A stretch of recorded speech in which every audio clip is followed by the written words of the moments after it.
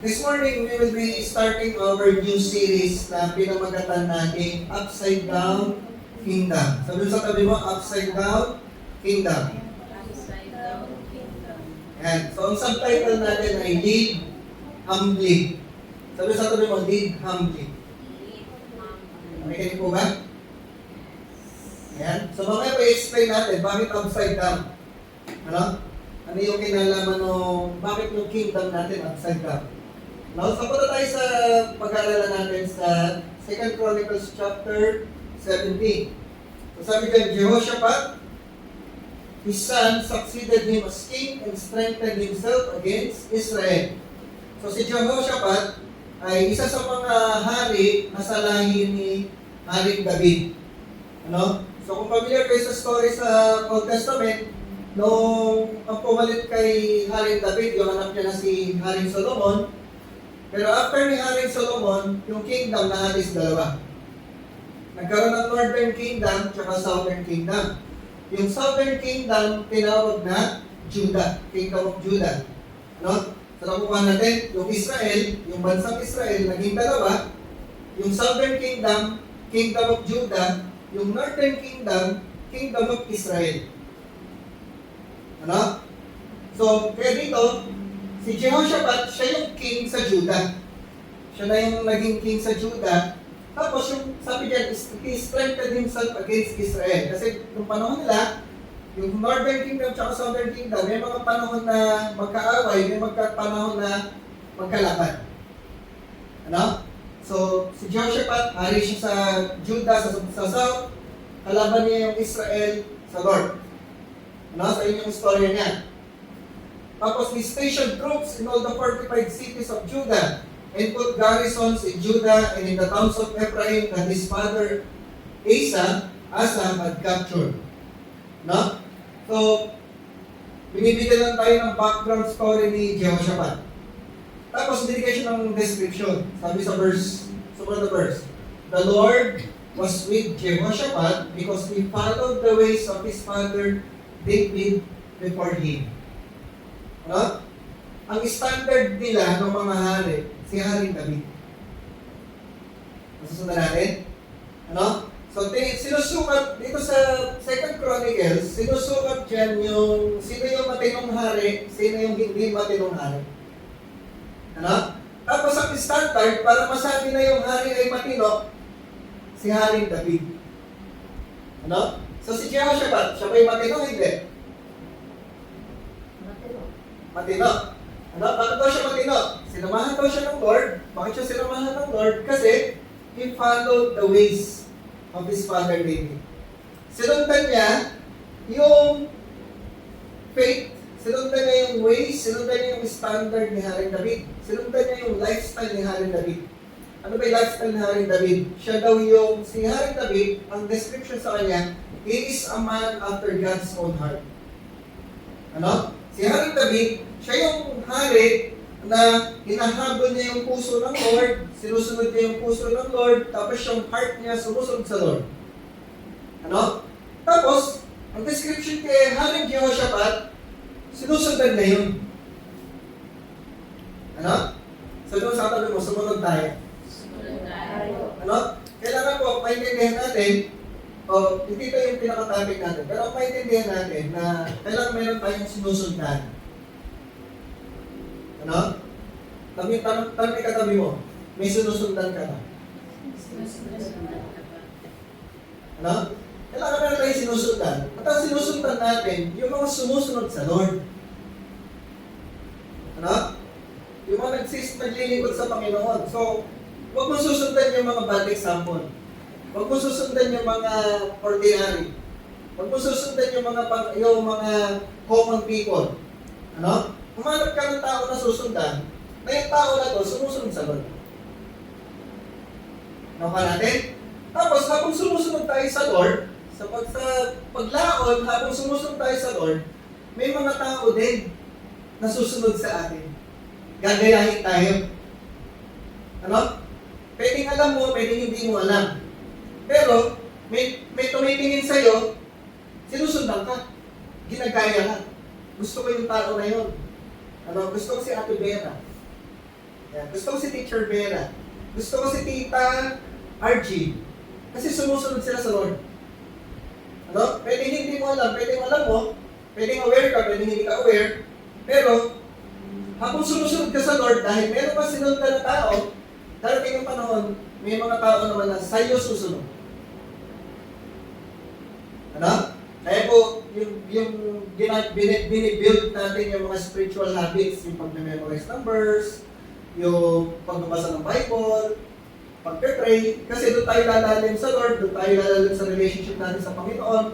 Tapos yung lalim natin sa relationship natin sa Lord, yung lalim natin sa Word of God, eventually, makikita sa pananalita natin, makikita sa convictions natin, makikita dun sa paano tayo mag-isip, paano tayo mag-react sa mga situations. At yung mga tao na nakapaligid sa atin, mapapansin yun. Okay, si Tita, si ate, ibang magsalita, ibang mag-react. Ano? Iba yung lifestyle niya, iba yung behavior niya. Bakit kaya? Ano? Gagayahin ko nga siya. Gusto ko siyang gayahin. Kasi iba siyang mag-react. Ako lagi akong nagpapanik, lagi akong nag-aalala. Siya hindi. So gusto ko siya gayahin. Naintindihan natin? Ano? So sinabi ko siya pa, he followed the ways of David. No? So pinili niya na sumunod dun sa magandang example. Maraming mga nauna sa kanyang hari na hindi magandang example. May mga naunang hari sa kanya na hindi matino. Pero hindi niya piniling sundan yung mga hindi matino. Ang pinili niyang sundan, yung tama. Ang pinili niyang sundan, yung sumusunod sa Lord. Tama natin? Hindi yung topic natin ngayon. Sinisingit lang natin. Sunod na verse. He did not consult the Baals, but sought the God of his father and followed his commands rather than the practices of Israel. Ano yung practices ng Israel? Tanda natin ano? Yung Israel dito, hindi yung bansang Israel na buo, kundi yung Northern Israel. Yung Northern Kingdom, nahati kasi. So, yung Northern Kingdom, ang practice nila, sumusunod sa Baal. Yung Baal, Diyos-Diyosan siya. Sanda natin? So, si Jehoshaphat daw, hindi siya nagwo-worship, hindi siya nagpo-konsulta, hindi siya naglilingkod sa Diyos-Diyosan. Ang ginagawa niya, hinahanap niya, he is seeking his, sabi na, his rock. Ang hinahanap niya, pinaglilingkuran niya, ang sinasamba niya, yung God of his father, God of David. Ano? And he followed his commands. Kung ano inuutos ni God, yun ang sinusunod niya. No? Yun ang magandang description sa atin. Yung pangarapin na maging description sa atin. Maraming hindi ngayon.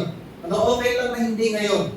Pero dapat 5 years from now, 10 years from now, 20 years from now, yung masasabi sa atin ng mga tao, ay si ganon, ay si mama, ay si tita, ay si lola, ay si ate, si kuya, sumusunod sa Lord. Ano? Sinusunod niya yung pinapagawa ng Lord. Hindi siya basta-basta sumusunod sa tao, hindi niya piniplis ang tao, piniplis niya si Lord. Ano? So hindi tayo nagsaserve sa Diyos-Diyosan. Ang wino-worship natin, ang sinusunod natin, si Lord. Number the verse, the Lord established the kingdom under His control. No? And all Judah brought gifts to Jehoshaphat so that he had great wealth and honor. No? Pag naglingkod ka sa Lord, may pangako ang Panginoon. Sabi sa tabi mo, may pangako si Lord. No? Bibigyan ka ng great wealth, bibigyan ka ng honor. Ng karangalan. Ano? Hindi ikaw yung mag-aangat sa sarili mo, si Lord ang mag-aangat sa iyo. No? Hindi mo kailangan i-promote yung sarili mo, si Lord yung magpo-promote sa iyo. Kaya ang focus lang natin, mag-serve sa Lord, sumunod sa pinapagawa ng Panginoon. Ano? Kahit mahirap, kahit lalabas tayo sa comfort zone natin, kahit inconvenient, diba? Mahirap mag-memorize. Diba? Pero kahit mahirap, gagawin natin. No? Kasi gusto natin sumunod sa Lord. Tama? Ano? Kasi may reward. Sabi sa tago mo, may reward. No? Matagal man dumating. Matagal man tayo maghihintay. Matagal man tayo maghihirap. Pero check yun, may reward. Ano? Si Lord nagre-reward talaga. Basta sumusunod ka sa Panginoon. Ano? Sasabihin mo sa katabi mo, parating na ang promotion. Ano? So kahit basta maniwala ka, kahit parang matagal pa, pero parating na. Angkinin mo yan, parating na. His heart was devoted to the ways of the Lord. Furthermore, he removed the high places and the Asherah poles from Judah. Yung puso niya, devoted sa Lord. Ano? Hindi sa tao, hindi sa leader, hindi sa pastor, hindi sa propeta. Ano? Ang devotion niya sa Lord. Ano? Paano kung mamatay na yung pastor natin? Diba? Wala nang ibibigay ng memory verse, wala nang ibibigay na Bible reading. Magbabasa ka pa ba ng Bible? Tutuloy mo pa ba? Diba? Kasi yung devotion natin, hindi sa leader. Yung devotion natin sa Lord. Ano? So, darating yung time, hindi ka na dependent tayo sa leader, hinihintay natin bigyan tayo ng memory verse, hinihintay tayo bigyan tayo ng Bible reading, ang gagawin, sasabihin tayo ng gagawin. Pero dapat kailangan dumating tayo sa point na hindi ka na kailangan sabihan. Hindi ka na dependent sa tao. Ang dependence mo na sa Lord. Kasi ang devotion natin sa Lord. Ang devotion natin hindi sa church, sa Lord. Naka natin? So kahit mawala yung church, ano kung bumalik yung time na parang pandemic, hindi tayo pwede makita-kita, ano? Walang pwedeng pag-church, sarado na pa lahat. Mag-church pa rin ba tayo? Ibig sabihin, magsaserve ka pa rin ba sa Lord? Mag-worship ka pa rin sa Lord? Magbabasa ka pa rin ng Bible? Paano kung din tayo makapag-usap-usap na wala namang signal? No? Hindi tayo pwede makapag-text, makapag-chat, walang internet, walang kuryente. Ano? Tapos hindi tayo pwede mag-travel. Kanya-kanya na tayo. Paano gagawin natin? Diba? So, mukhang imposible, pero hindi natin alam. Hindi natin masasabi, di ba? Paano kung 1 week na walang kuryente? No? Yung oil na supply natin dito sa Pilipinas, hindi maubos na maubos. No? So, kailangan yung devotion natin sa Lord. Na kahit na walang church, kahit na wala ng pastor, wala nang hindi na nakikita-kita, tuloy-tuloy pa rin tayo sa pag-worship sa Lord, sa pag-serve sa Lord, tuloy-tuloy pa rin tayo sa pagbabasa ng Bible, sa pag-pray. Ano? Kasi yung devotion natin sa Lord, hindi sa tao. Ayan. So, yung title natin this morning ay Hands Off. Sabi sa tabi mo, hands off. Ano? Makuhawakan. Di ba? Di ba pag sinabi natin hands off, bawal hawakan, bawal galawin. Ano? So, bakit yun? Pagkausapan natin. Ano? So, ito sa description ni Jehoshaphat, siya ay devoted sa Lord, sumusunod siya sa Lord, sinisik niya si Lord, ang wino-worship niya, ang gusto niya gawin yung pinapagawa ng Lord. Ano?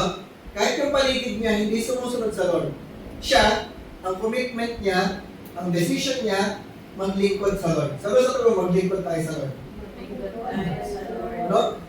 Yung ginagawa niya, makikita mo natin sa story na natin mamaya. Explain natin. Mamaya ko na lang explain bakit hands off. Tingnan natin yung istorya. So, unang point natin, wisdom comes from God. Sabi sa tabi mo, wisdom comes from God. Ano? Kanino lang gagaling ang wisdom? Sa Lord, no? From God. Explain natin. Tingnan natin sa 2 Chronicles chapter 20. Ano? Iwanan muna natin yung kwento kanina sa chapter 17. Describe yung chapter 17 si Jehoshaphat. Pero dito sa chapter 20, meron ditong kwento na mas lalong binigyan ng explanation. Bakit ganun yung description kay Haring Jehoshaphat na sa chapter 17? Ano? So, ano nangyari dito sa chapter 20? After this, the Moabites and Ammonites with some of the Meunites came to wage war against Jehoshaphat. May gera. Ano? Parang ano lang yan. Parang nangyari ngayon, no? Yung ginigera ng Amerika at Israel ng Iran. No? So, eto, yung mga kalaban nilang Moabites, Ammonites, at Meunites, nagsama-sama itong tatlong lahi na to para kalabanin si Jehoshaphat. Magigera na sila, susugurin na sila. Ano? Verse 2, some people came and told Jehoshaphat, a vast army. Gano'ng karami, ano? Ang dami siguro nito. Baka po mga libo-libo. No? Pag nakita mo yun, nakakita na ba kayo ng 10,000 na tao na nasa isang lugar? Ano? Siguro parang people power, gano'n. Gano'ng karami siguro, vast army. No? Wala naman sila nung panahon nila, wala namang missile. Di ba? Madali sanang talunin, ano? Kung mayroong mga missile, masasabugin mo lang, patay lahat yun. Wala silang missile. Ang pwede mo lang gawin, siguro malalaking bato, ano? Okay, apoy, bolang apoy, okay, pana. No, pag maraming army, kailangan mo ng maraming pana. Di ba? Kailangan mo ng maraming malalaking bato. So, ibig sabihin, mahirap talaga yung kabanan noon. Hindi kagaya ngayon, di ba? Pag gusto mong patatalunin yung kalaban, pasabugan mo lang ng missile, pasabugan mo lang ng nuclear, tapos na agad. No? Noon talaga, mahirap ang labanan. Pagka konti kayo, marami sila, malaki yung chance na matalo ka. Ngayon, kahit konti ka, gusto marami kang missile, pwede. No, may chance. Ngayon, ang labanan ngayon, paramihan ng missile. Ano? Tayo, pag may missile tayo, wala tayong panlaban eh. Di ba? Yung pag sinusundan niyo yung news, yung mga, well, binobomba nila yung Qatar, binobomba nila yung Saudi, meron silang pang-intercept. Ano? Tayo, wala tayong pang-intercept. Pag may pumunta, pag binomba tayo dito, tayo. Ano? At least pupunta tayo sa Lord. Amen? Kahit pumatay tayo sa Lord, tayo pupunta. Masaya na tayo. So, vast army is coming against you from Edom, from the other side of the Dead Sea. It is already in Hazezon Tamar. That is Engedi. Ano? Alarm. Jehoshaphat resolved to inquire of the Lord and he proclaimed a fast for all Judah. Ano? Dinescribe si Jehoshaphat, he was alarmed. Nagpanik siya. Natakot siya. No? Normal. Tama? Normal sa atin. Pagka mayroong panic na sitwasyon, pag may challenge, pag may atake sa'yo, yung normal sa'yo, meron kang mararamdaman ng negative emotion, matatakot ka, mapapanik ka, mapapaisip ka, hindi ka makatulog. Ano? Pero, ang pinag-uusapan dito, pag natakot ka, pag nagpanik ka, pagka nag-aalala ka, anong response mo? Anong sunod mong gagawin? Ano? Anong sumunod na ginawa ni Jehoshaphat? He inquired of the Lord. He proclaimed a fast. Nag-fasting siya. Tapos hindi lang siya for all Judah. Ano? Ang response niya, mag-pray tayo sa Lord, mag-fasting tayo sa Lord. Nakakatakot ito. Nakakapanik ito. Pero ang gawin natin, mag-pray tayo. Ano? Susundan natin? The people of Judah came together to seek help from the Lord. Indeed, they came from every town in Judah to seek Him. Ano? Hingi tayo ng tulong sa Lord. Then Jehoshaphat stood up in the assembly of Judah and Jerusalem at the temple of the Lord in front of the new courtyard and said, so, sabi, mag-fasting tayo, punta tayo lahat sa templo. Kita-kita tayo sa templo. Ano? So, nagpunta sila sa templo, nandun na sila sa templo, tapos nag-speech si Jehoshaphat, nag-pray si Jehoshaphat. Sabi na, Lord, the God of our ancestors, are you not the God who is in heaven? You rule over all the kingdoms of the nations.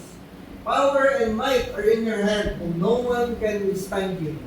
Diba? Sa prayer niya, dineclare niya kung gaano niya kakilala si God, kung sino si God sa buhay niya. Ang ganyan natin?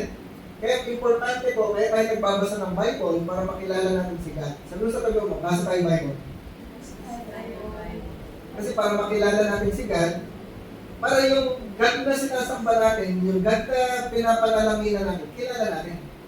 Ano? Alam mo kung bakit ka nagpe-pray sa Kanya kasi kilala mo siya. Si Jehoshaphat, una siya, bago siya nagbigay ng request, ano? Bago niya sinabi yung problema niya, nag-worship muna siya sa Lord. Sinabi muna niya sino si Lord. Lord, Ikaw ang Diyos ng aming mga lahi. Ikaw ang Diyos na nasa langit. Ikaw ang naghahari sa lahat ng kaharian. Ano? Yung kapangyarihan nasa sa iyo at walang pwedeng tumalo sa iyo. Ano? Ano tayo sa verse 10? Ano? Yung kanina verse 6. Paano tayo sa verse 10? Sabi niya, but now, ito na, nagre-request na siya, nagre-pray na siya. Kanina nag-worship siya, ngayon nagre-pray na siya. Here are men from Ammon, Moab, and Mount Seir, whose territory you would not allow Israel to invade when they came from Egypt. So they turned away from them and did not destroy them. No? See how they are repaying us by coming to drive us out of the possession you gave us as an inheritance. Our God, will you not judge them? For we have no power to face this vast army that is attacking us. We do not know what to do, but our eyes are on you. Ano? Makita niyo po dyan, si Jehoshaphat sa kanyang prayer, sa kanyang response, mayroong malaking army, susugurin sila, lalabanan sila, hindi nila lang paano gagawin, nagpapanik na, nag-aalala, nag-isip, paano gagawin natin. So bago tayo gumawa ng hakbang, hindi natin, bago tayo gumawa ng hakbang, bago tayo mag-strategize, mag-pray muna tayo. Mag-fasting tayo. Tapos sa prayer ni Jehoshaphat, sabi niya, wala kaming kapangyarihan na harapin itong malaking army. No? Hindi namin alam kung anong gagawin, pero sa iyo kami nakatingin doon.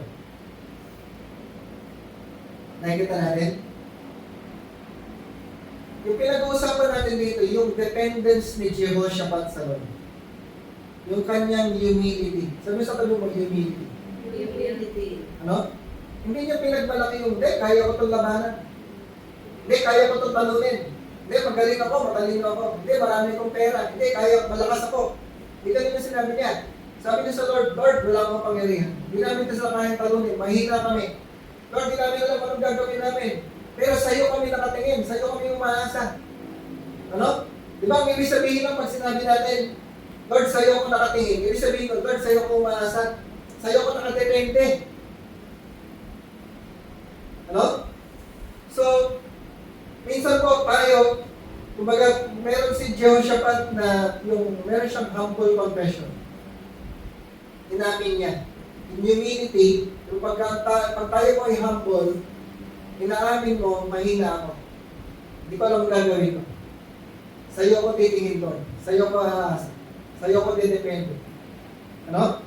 So, paano ba tayo nagre-respond pagka may problema?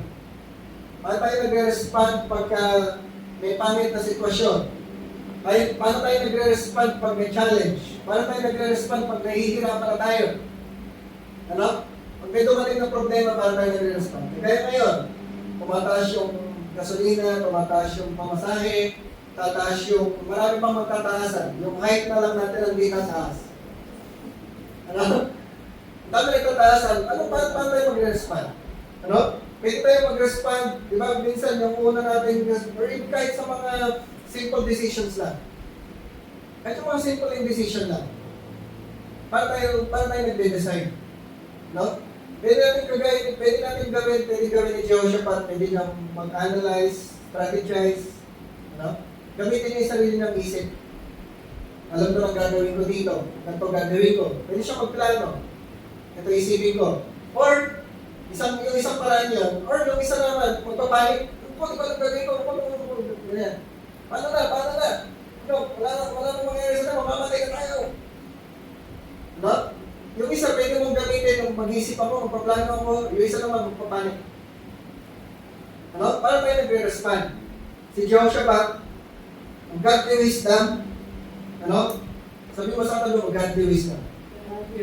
Ang godly wisdom, aminin mo na hindi mo kaya gawin lahat, hindi mo alam lahat, aminin mo na mahina ka, tapos mahingi tayo ng tulong sa Lord. Ilang godly wisdom. No? Hindi tayo ng tulong sa Lord, hindi tayo ng direction sa Lord.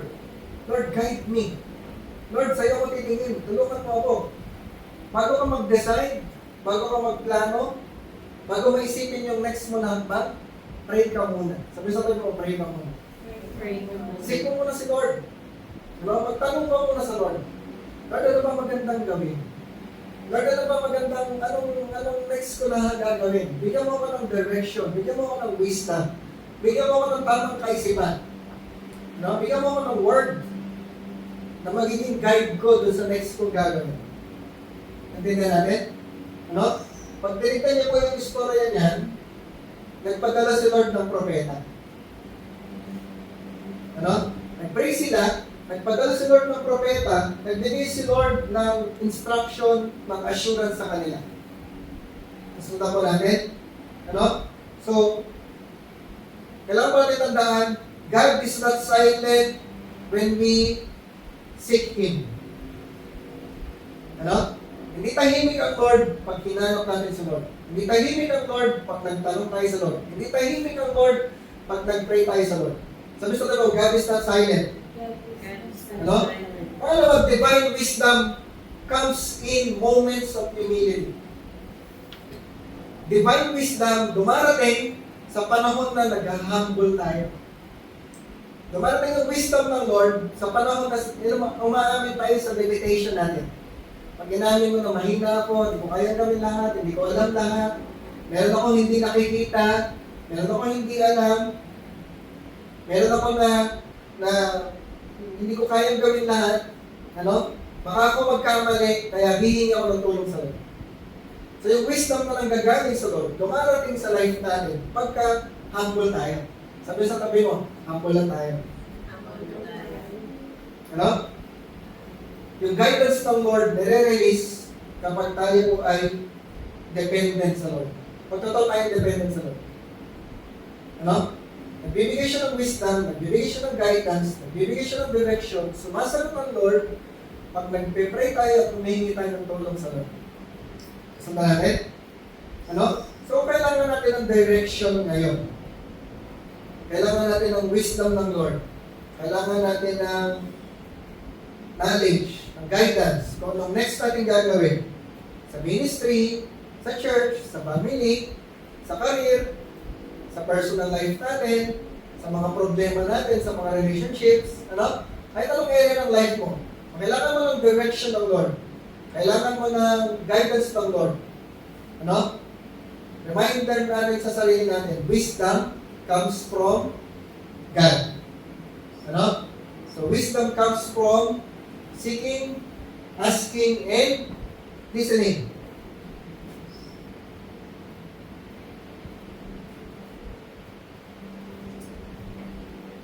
Dumarating yung wisdom galing sa Diyos pag tayo nag-seek, pag tayo nagtanong, pag tayo nag-pray, at pag tayo ay nakinig. Sabi sa kanila, makinig ka.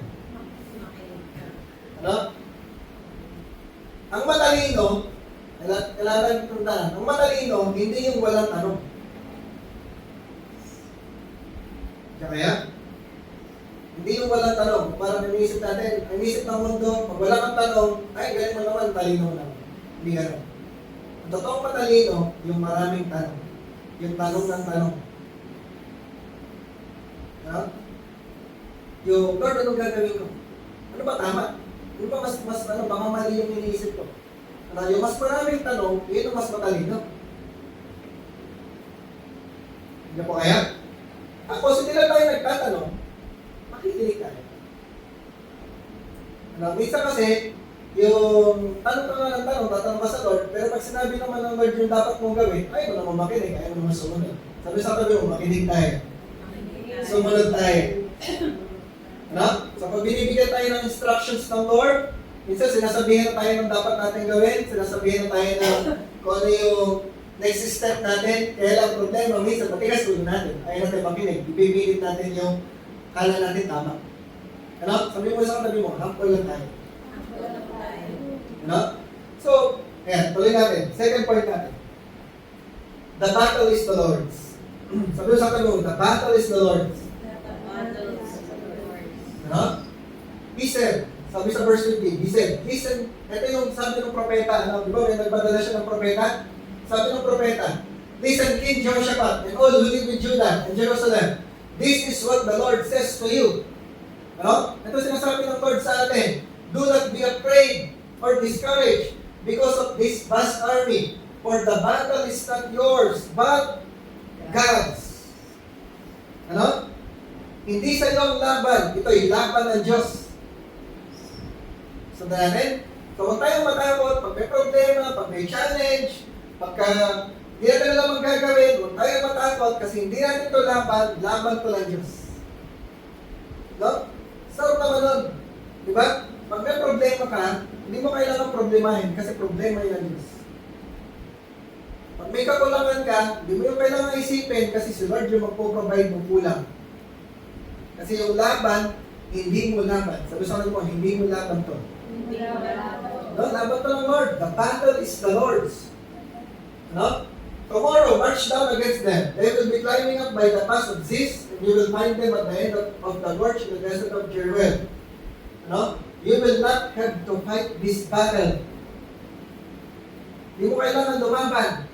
Take up your positions. Stand firm and see the deliverance the Lord will give you. Judah and Jerusalem. No, ganda ng promise ng Lord. Ano? Tumayo ka lang, stand firm, manood ka lang. Sabi sa mo, manood lang tayo. No? Hindi mo kailangan lumaban. Tayuan mo lang yung pinapatayuan sa iyo ng Lord. Manood ka lang sa gagawin ng Lord. No? Do not be afraid. Do not be discouraged. Go out to face them tomorrow and the Lord will be with you. No? Ganda ng message ng Lord. Kaya yung title natin is Hands Off. Sabi sa tabi mo, Hands Off. No? Di mo kailangan hawakan yung laban. Di mo kailangan isang kamay mo, sarilinin mo yung laban. Ano? Kasi sabi ng Lord, hindi mo to laban. Laban to lang Diyos. Ano? May mga bagay talaga na hindi mo kailangan hawakan. May mga bagay, pahawakan mo sa Lord. Sabi sa tabi mo, pahawakan mo sa Lord. Ano? Hindi natin ito laban. Ano man yung iniisip mo sa relationship, sa ministry, sa career, sa family, ano? Anong problema man yan, anong challenge man yan, bitawan mo na. Sabi mo, bitawan mo. Huwag mo nang hawakan, hands off na. No? Ibigay mo sa Lord. Kasi yung laban ay sa Lord. Ano? So, patayuan mo lang natin, manunod lang tayo. Ito yung ibig sabihin ng dependence natin sa Panginoon. No? Ganda nung pagka nakadepende ka sa lang sa Lord. Nakasandal ka lang sa Lord. Hindi mo kailangan lumaban. Hindi mo kailangan mag-struggle. Hindi mo kailangan mag-isip. No? Kailangan mo lang humingi ng tulong sa Lord. Kailangan mo lang aminin mo, hindi mo kayang lahat. Sabihin mo lang kagaya ni Jehoshaphat, you don't have power, you do not know what to do, pero sa iyo kami nakatingin ko. At pag tumingin ka sa Lord, sasagot si Lord. Ano? Bibigyan ka ng wisdom ng Lord, bibigyan ka ng direction ng Panginoon. Napakaganda, hindi mo kailangan lumaban, hindi mo kailangan mag-struggle. Ano? So ano man yung situation mo ngayon? Kung meron kang situation ngayon, si Lord alam mo yung situation, alam mo yung iniisip mo, alam mo yung nasa puso mo, alam mo yung mga inaalala natin. Ano man lahat ng mga bagay na yun, ibigay mo lang sa Lord. Si Lord ang lalaban para sa iyo. Ano pa natin? Ano? May papanalo may laban kung wala kang ginagawa. Kasi si Lord yung lalaban. At si Lord, wala pang naitalong laban. No? Hindi pa natalo si Lord kailanman. Pag ikaw ang lumaban, matatalo ka. Pwede kang matalo. Hindi natin? Pero pag binigay mo sa Lord, si Lord ang pinalaban mo, ano? Hindi ka matatalo. Tama natin? Ano? So hindi lahat ng laban kailangan mo ilaban. Ano? Pero si Lord, ilalaban ka niya kung magtitiwala ka sa Kanya. Si Lord mismo yung lalaban para sa iyo dahil sa Kanya ka nagtitiwala. Kaya sabi ng Bible, ano, sa ibang verse, sabi lang, everyone who trusts in the Lord will not be put to shame. Pag nagtiwala ka sa Lord, hindi ka mapapahiya. Ano? Kasi lahat ng laban, may papanalo. No? Victory comes through surrender, not struggle. Yung victory natin sa buhay, nangyayari pag nag-surrender tayo sa Lord. Hindi pag nakipaglaban tayo. Ano natin? Ano? So minsan po tayo, napapagod tayo, napo-frustrate tayo, nadi-disappoint tayo kasi pinipilit natin tayo yung makipaglaban. Pinipilit natin mag-isip, mag-strategize, mag-analyze ng mga problema natin, ng mga situations natin. Na-analyze natin masyado, nag-overthinking tayo. Kaya tayo kapapagod. Ano? Sabi mo sa tabi mo, tama na yung pagpapagod mo. Ano? Release the burden Because the battle is the Lord's. Ang laban ay sa Panginoon. Ano? Victory comes from release, surrender, and trust. No? Kaya tayo nananalo, kaya tayo nagtatagumpay, kasi binibigay natin sa Lord. Binibitawan natin. Sinusurrender natin sa Panginoon. Titiwala tayo sa Lord. Ano? Because the battle is the Lord's. Ano? Saan tayo nakikipaglaban? Sa lusa tayo laban tayo. Paano tayo nakikipaglaban? Sa prayer. Ano? Ang laban natin sa prayer. Lalapit ka sa Lord. Ano? Pag nag-pray ka, ipapanalo ka ng Lord, kailangan mo lang manood. Kailangan mo lang maghintay. Ano? Makikita natin yung gagawin ng Lord. Pero lalaban tayo sa prayer. Sabi sa tabi mo, pray tayo. Ano? Lalaban ka talaga sa prayer. Yung gigising ka ng maaga, mahirap gumising ng maaga, laban yun. Ano? Pag nagpe-pray ka sa Lord, boring. Nakakantok. Di ba kaya? Sino sa inyo inaantok, naboboard pag nagpe-pray? Di ba? Pag nagde-devotion, nakakapagod. Pero lalaban tayo. Diyan kaya? Intindihan po natin? No? Pe-pray ka lang. Ilang yung laban na kailangan natin gawin? Kailangan kong makipag-usap sa Lord kahit boring, kahit nakakantok, kahit parang wala akong kausap. Kahit parang walang nakikinig, kahit parang walang nangyayari. 2 weeks na ako nagpe-pray. 1 month na ako nagpe-pray. Parang wala pa rin nangyayari. Laban mo yun. Ano? Yun yung laban natin. Prayer. Lord, 1 month na ako nagpe-pray. Wala pa nangyayari. Pero Lord, nakatingin ako sa'yo. Nanonood ako Lord. Naghihintay ako Lord ng gagawin mo. Ano? Laban lang. Sabi sa akin mo, laban lang. Tandaan natin. Ang laban natin hindi sa problema, hindi sa tao, hindi sa sitwasyon. Ang laban natin sa prayer. Ano? Pag nag-pray ka sa Lord, nagtitiwala ka sa Lord, umaasa ka sa Lord, ano? Sinasabi mo sa Lord, Lord, ikaw yung kumilos, laban mo to Lord. Ipapanalo ka na Lord. Ano? Lumaban lang tayo sa prayer. Ano? Release, surrender, bigay mo sa Lord. Lord, basta ikaw bahala. Lord, kahit isang taon ako maghintay, basta Lord, ikaw bahala. Hindi ako maiinit, Lord. Basta ikaw bahala. Kasi naniniwala ako, Lord, laban mo to. Ipapanalo mo ako, Lord. Yan say amen. Amen. Sige, palakpakan natin si Lord. Yan. Last point natin. All glory belongs to God.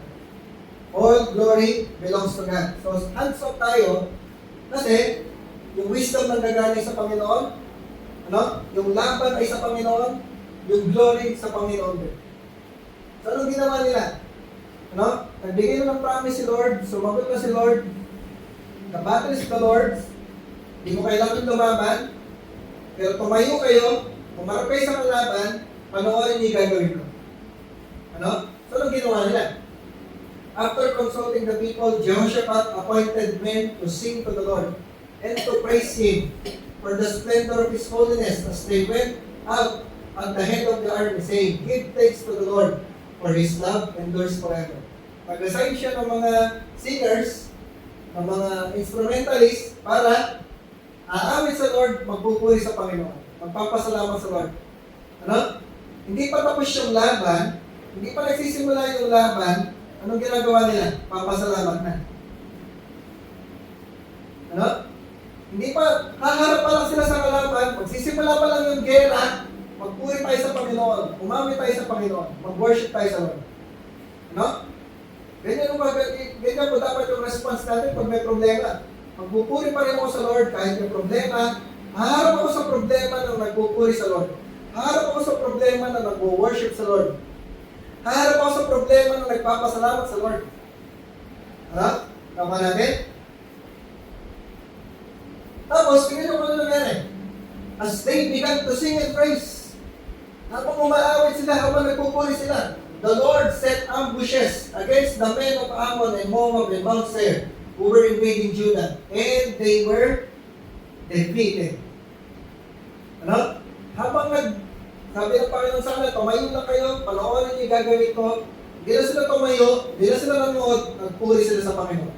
Habang nagpupuri sila, nagpapasalamat sila sa Lord, Habang inaawitan na ng Panginoon, as they began to sing and praise, nagtatalo na yung mga kalaban. No? Nagpapatay yung mga kalaban. Nakita nila na unti-unti na umubos yung army sa harapan nila. Ano? Ipinapanalo sila ng Lord habang sila ay nag-worship. Ano? So pagharap tayo sa problema, sabi sa katabi mo, worship lang tayo. Ano? Bago pa masagot yung problema, habang nandiyan pa yung problema, habang nandiyan pa yung sitwasyon, habang hindi pa sinasagot yung prayer mo, magpasalamat ka na sa Lord. Ano? Ako po, pinractice ko na yan. Kasi kailangan niya pa-practicing. Talaga iti-train mo yung sarili mo na ginagawa ko yan. Yung hindi ka pa napopromote, sasabihin mo na kagad sa Lord, Lord, thank you sa promotion. Kahit next year pa mangyayari. Ano? Kahit next year pa mangyayari, sabihin mo lang, pag nagpe-pray ka tuwing umaga, Lord, salamat po sa promotion, salamat sa increase. Salamat sa bagong business. Salamat sa bagong client.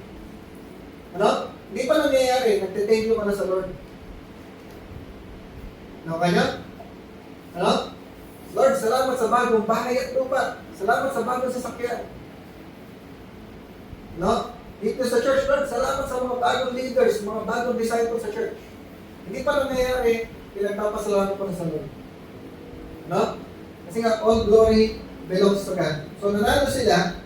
Ano? Natalo nila yung kalaban, hindi dahil sa galing, hindi dahil sa military skill nila, hindi dahil sa lakas nila, dahil pinanalo sila ng Panginoon. Kasi humingi sila ng tulong sa Lord, nagpakumbaba, Lord, tulungan niyo kami, hindi namin alam ang gagawin. Lord, yung laban sa iyo, ano? Lord, ang gagawin na namin, magpapasalamat, magpupuri sa iyo. Pinapanalo sila ng Panginoon. Ano? Bakit kumilos ang Lord? Bakit si Lord ang kumilos? Ano? Para ang glory sa Lord.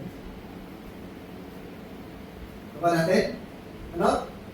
Pag nanalo sila sa lakas nila, ang glory sila. Diba? Pag nanalo sila sa galing nila, ang glory sa kanila. Pero dahil nagtiwala sila sa Lord, dahil hindi sila natulong sa Lord, ang glory sa Panginoon. Sabi sa tabi mo, all glory belongs to God. All glory belongs to God. No? Pag nagtiwala tayo sa Lord, pag umasa tayo sa Lord, nakikita natin, si Lord kumikilos para alisin yung pagmamalaki natin. Makikita natin, si Lord kikilos, aalisin yung lahat ng yabang natin. Ano? Meron ka bang yabang sa katawan? Aalisin ng Lord yun. Ano? Lahat ng pagmamalaki natin, lahat ng mga iniisip natin, galing natin, talino natin, pwede alisin ng Lord. Ano? Pwede makikita natin, kikilos ang Lord na wala ka may pagmamalaki ng busy Lord.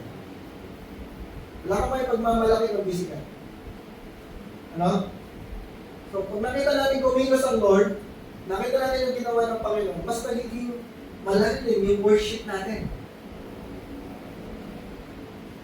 Mas nagiging malalim yung pagpapasalamat natin sa Lord. Ano?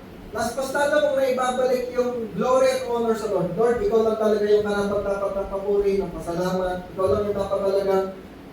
Ikaw lang talaga yung magaling. Ikaw lang talaga yung malakas. Ikaw lang talaga yung makapangyarihan. Ano? Kung hindi dahil sa iyo, hindi mangyayari ito sa buhay ko. Kung hindi dahil sa iyo, Lord, wala ako ngayon. Kung hindi dahil sa iyo, Lord, wasak na ako ngayon. Kung hindi dahil sa iyo, Lord, wala na akong kwenta. Wala nang direction yung buhay ko. Ano? Di mo nalagpas sa pupupulutin, Lord, kung hindi dahil sa iyo. No? Mas lalo tayo naging pasalamat sa Lord. Mas lalo tayo naging nag-worship sa Lord dahil sa mga magagandang ginawa niya sa life natin. Ano? So, all credit, all honor, all glory belongs to God.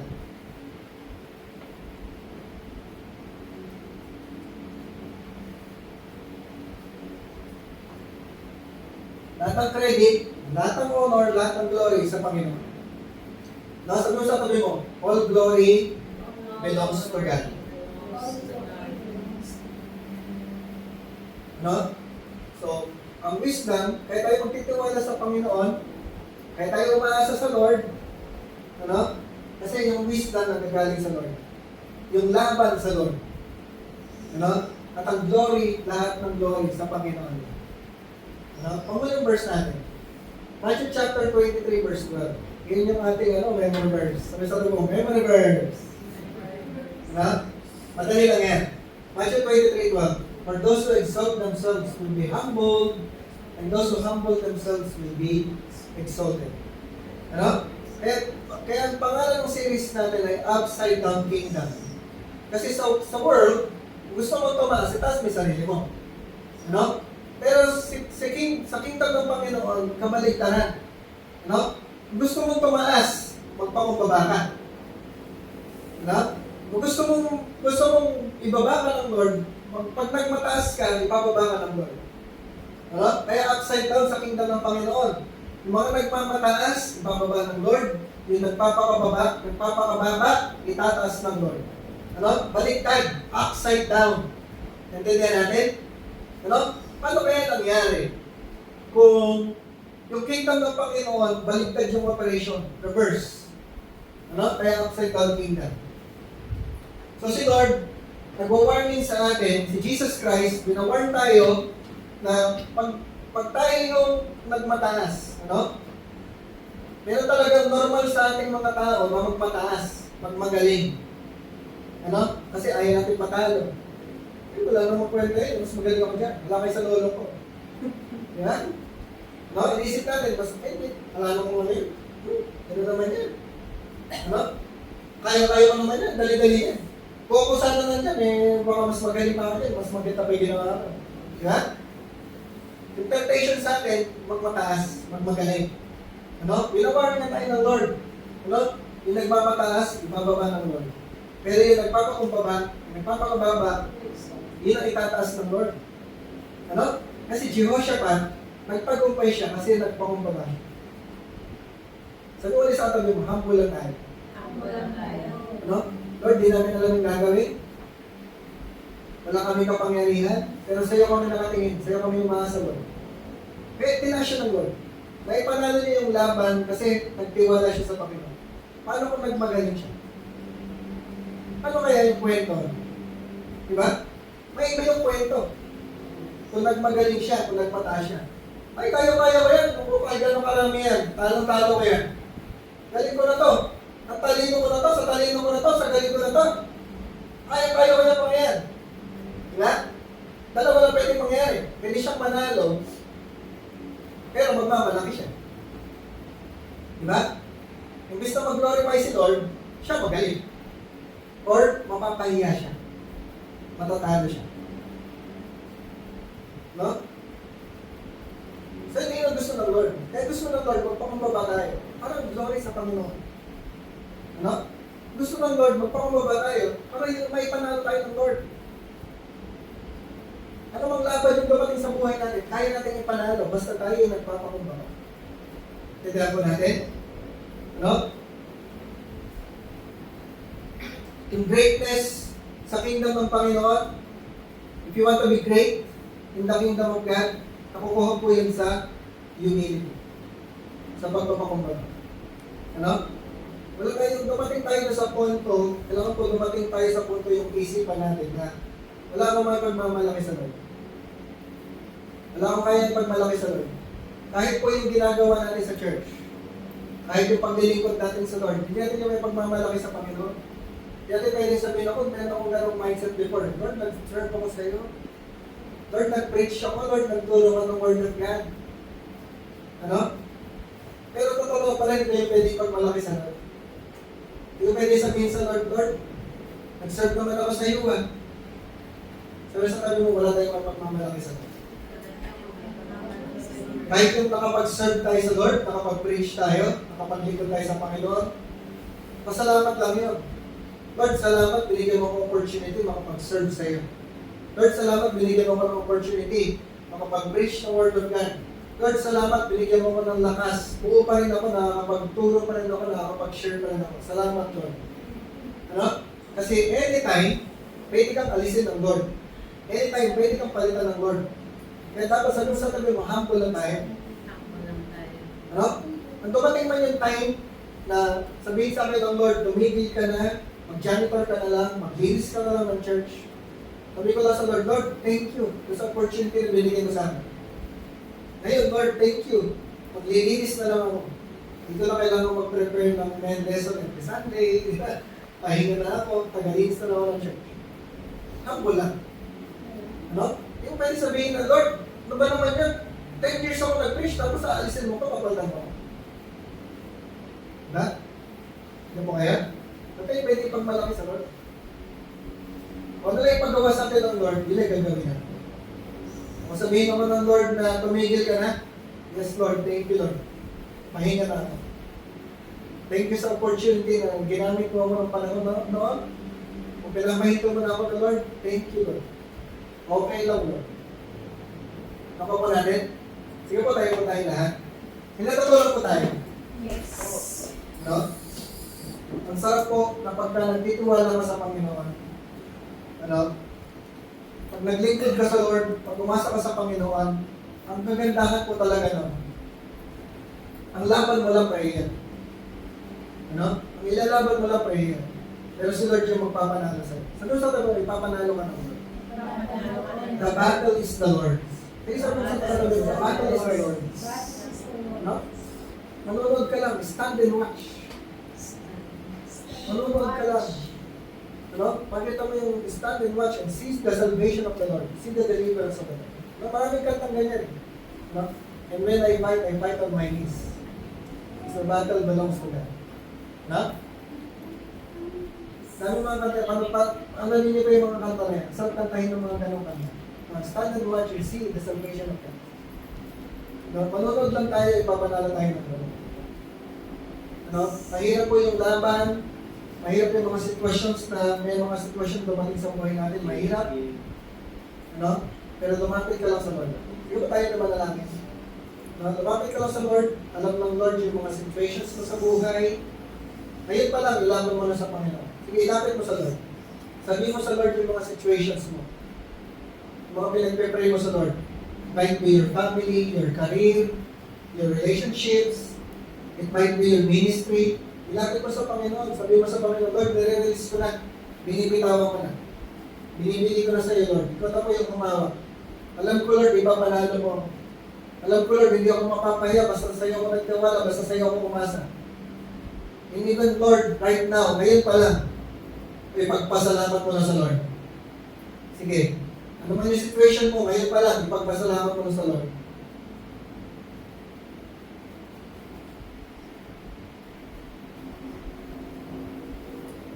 Yes, Lord. Salamat, Panginoon. Pinupuri ka namin. Pinapasalamatan ka namin. Niluluwalhati ka namin, Panginoon. Ikaw po yung karapat-dapat ng lahat ng papurit pagsamba. Dahil ikaw ay tapat. Ikaw ay dakila. Salamat, Lord God, sa iyong mga pangako. Salamat sa iyong salita. Na yung battle na to, Lord God, hindi sa amin. The battle is yours, Lord God. Kailangan lang po namin manood. Kailangan lang namin tumayo. At kailangan lang namin magpasalamat at magpuri sa iyo, Panginoon. Kaya even right now, we're worshiping you. We're thanking you, Lord God. Salamat, salamat, Panginoon. Salamat sa victory. Salamat, Lord, sa provision. Salamat sa promotion.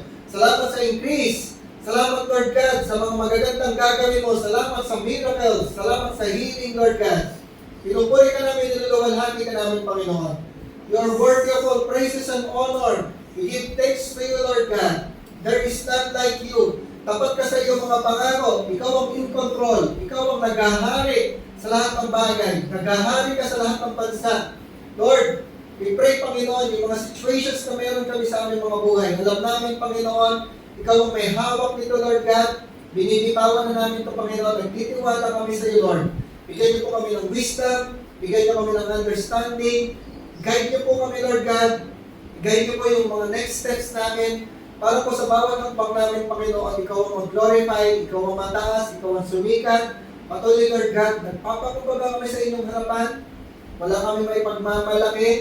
Kundi, Lord, ang may pagmamalaki namin, ikaw ay kilala namin, ikaw ay pinupuri namin, ikaw ay pinapasalamatan namin.